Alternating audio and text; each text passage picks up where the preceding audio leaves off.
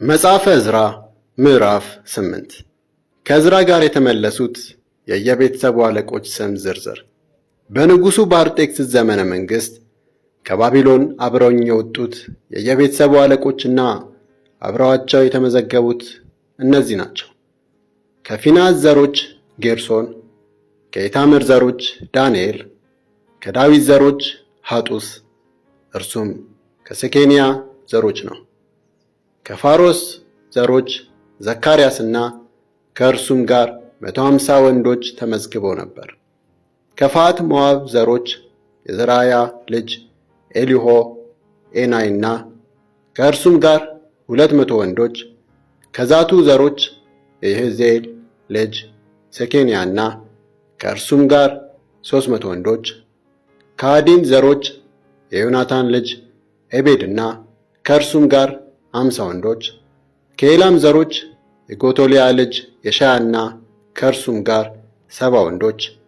ከሰፋጥያስ ዘሮች የሚካኤል ልጅ ዘባድያ ከ80 ወንዶች ጋር። ከኢዮአብ ዘሮች የይኤል ልጅ አብድዩና ከእርሱ ጋር 218 ወንዶች።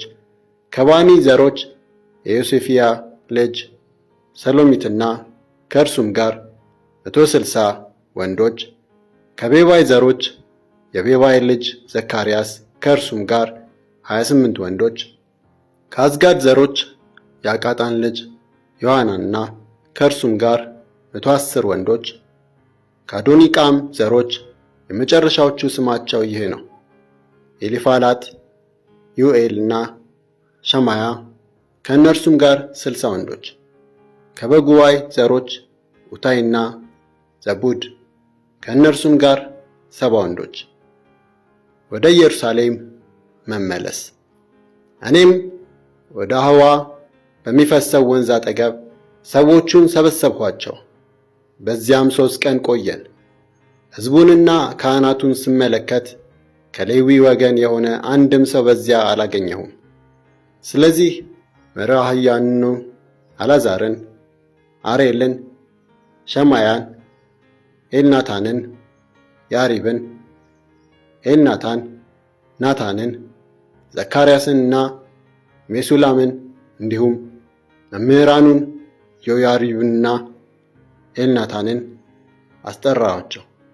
እነርሱንም ካሲፍያ በሚባል ስፍራ አለቃ ወደ ሆነው ወደ አዶ ላኳቸው። በአምላካችን ቤት የሚያገለግሉ ሰዎችን ያመጡልን ዘንድ በካሲፍያ የቤተ መቅደስ አገልጋዮች ለሆኑት ለአዶና ለሥጋ ዘመዶቹ የሚናገሩትን አስታወቅኳቸው። መልካሚቱ የአምላካችን እጅ በእኛ ላይ ስለነበረች ከሞሖሊ ዘሮች የእስራኤል ልጅ የሌዊ ልጅ የሆነውን ሰራቢያ ተብሎ የሚጠራውን አስተዋይ ሰው ከእርሱም ጋር 18 የሚሆኑ ወንዶች ልጆቹንና ወንድሞቹን አመጡልን። እንዲሁም አሻብያንና ከሜራሪ ዘሮች የሻያን ከወንድሞቹና ከአጎቶቹ ወንዶች ልጆች ጋር 20 ወንዶችን አመጡልን። በተጨማሪም ዳዊትና ሹማምቱ ሌዋውያኑን እንዲረዳ ካቋቋሙት ከቤተ መቅደሱ አገልጋዮች ቡድን 220 አመጡ።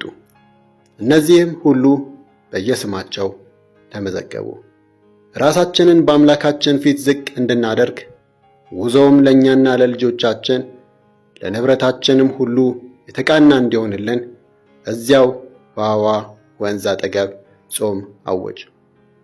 መልካሚቱ የአምላካችን እጅ በሚፈልጉት ሁሉ ላይ ናት፣ እርሱን በሚተዉ ሁሉ ላይ ግን ቁጣው ትወርድባቸዋለች ብለን ለንጉሡ ነግረነው ስለነበር በመንገድ ላይ ከጠላት የሚጠብቁን ወታደሮችንና ፈረሰኞችን እንዲሰጠን ንጉሡን ለመጠየቅ አፍሬ ነበር።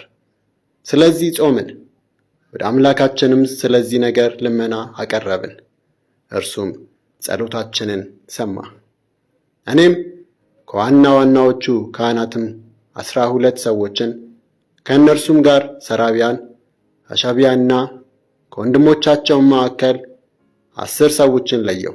ንጉሡ፣ አማካሪዎቹ፣ ሹሞቹና በዚያ የነበሩ እስራኤል ሁሉ ለአምላካችን ቤት የሰጡትን ብር፣ ወርቅና ዕቃ ሁሉ መዝኜ ሰጧቸው።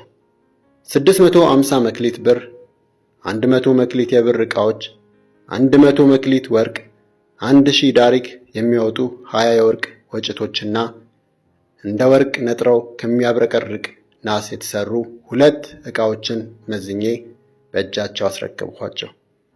እንዲህም አልኋቸው፣ እናንተና እነዚህ ዕቃዎች ለእግዚአብሔር ተቀድሳቸዋል። ብሩና ወርቁ ለአባቶቻቸው አምላክ ለእግዚአብሔር በበጎ ፈቃድ የቀረበ መባ ነው። ኢየሩሳሌም በሚገኘው በእግዚአብሔር ቤት ክፍሎች ውስጥ በዋና ዋናዎቹ ካህናት በሌዋውያኑና በየቤተሰቡ የእስራኤል አለቆች ፊት እስክትመዝኗቸው ድረስ በጥንቃቄ ጠብቋቸው። ከዚያም ካህናቱና ሌዋውያኑ ኢየሩሳሌም ወደሚገኘው ወደ አምላካችን ቤት እንዲሄድ የተመዘነውን ብር፣ ወርቅና ንዋያተ ቅድሳት ተረከቡ። እኛም በመጀመሪያው ወር 12ኛው ቀን ወደ ኢየሩሳሌም ለመሄድ ከአዋ ወንዝ ተነሳን። የአምላካችን እጅ በላያችን ላይ ነበረች። እርሱም ከጠላቶቻችንና በመንገድ ላይ ከሚሸምቁ አዳነን። ኢየሩሳሌምም ደረስን። በዚያም 3 ቀን አረፍን። በአራተኛው ቀን ብሩን፣ ወርቁንና ንዋያተ ቅዱሳቱን በአምላካችን ቤት መዝነን ለኦርዮ ልጅ ለካህኑ ለሜሪሞት በእጁ አስረከብነው። ከእርሱም ጋር የፊንሐስ ልጅ አልዓዛር፣ ሌዋውያኑ የኢያሱ ልጅ ዮዛባትና የቢንዊ ልጅ ኖዓድያ ነበሩ። ሁሉም ነገር ተቆጠረ፣ ተመዘነም። የተመዘነውም ሁሉ በዚያኑ ጊዜ ተመዘገበ። ከዚያም ከምርኮ የተመለሱት ለእስራኤል ሁሉ 12 ወይፈኖችን፣ 96 አውራ በጎችን፣ 77 ተባት ጠቦቶችን ለእስራኤል አምላክ የሚቃጠል መሥዋዕት አቀረቡ። ለኃጢአት መሥዋዕት ደግሞ 12 ተባት ፍየሎችን አቀረቡ። ይህም ሁሉ ለእግዚአብሔር የቀረበ የሚቃጠል መሥዋዕት ነበር። የንጉሡንም ትእዛዝ ለንጉሡ እንደራሴዎችና በኤፍራጥስ ማዶ ለሚገኙት አገረ ገዦች ሰጡ። እነርሱም ሕዝቡንና የእግዚአብሔርን ቤት ረዱ።